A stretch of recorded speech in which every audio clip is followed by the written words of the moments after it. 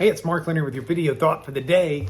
This is day 2 of a series that was inspired by my buddy Richard, who sent me an email of Admiral McRaven's commencement address he gave at the University of Texas a number of years back. Now, Admiral McRaven was a Navy SEAL who rose to the rank of Admiral, one of the most decorated people in the history of the Navy.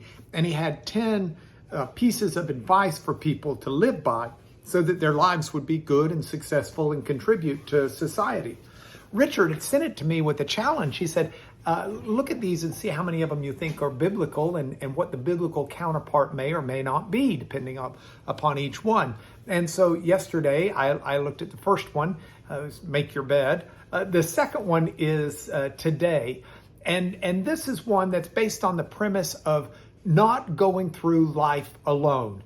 Admiral McRaven talked about how in SEAL training, they had this one exercise where they had to basically paddle through. There were 6 people in the not lifeboat, but the craft, the little craft, the paddle craft, and a coxswain who would give instructions, and everybody had to work together and pull together, or they couldn't have made it through the waves that they were required to make it through and achieve the result. And his moral to that story is you can't change the world by yourself. You've got to go at things with other people. You need to work together.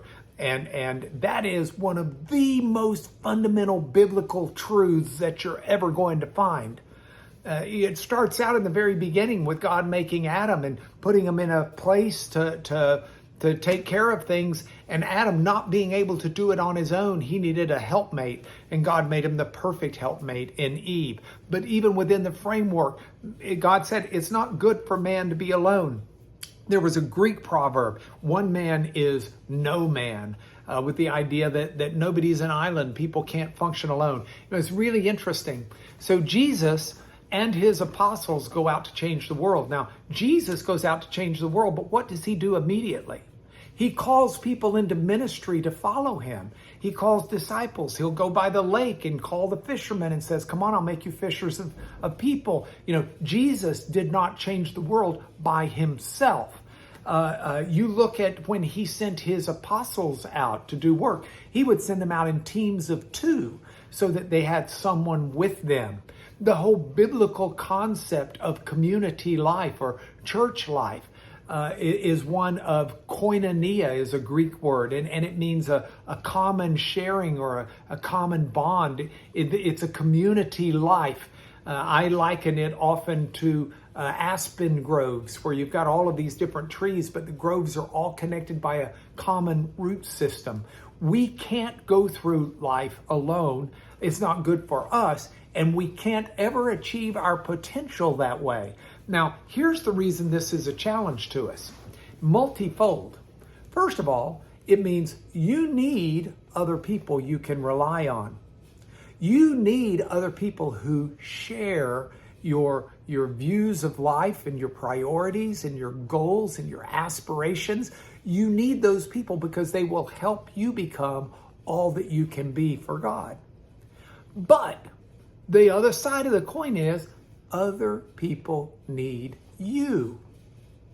You need to be the support person for other people. You need to find people who have like-minded goals and aspirations and ideas and priorities, and you need to put yourself in a position to help them achieve what they're going to achieve. One of my favorite passages about marriage in the Bible is in Ephesians, where Paul tells husbands to love their wives the way Christ loved the church.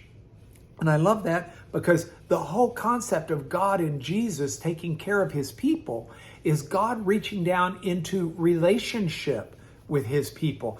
God, Jesus first modeled what it was he wanted us to respond in like manner of.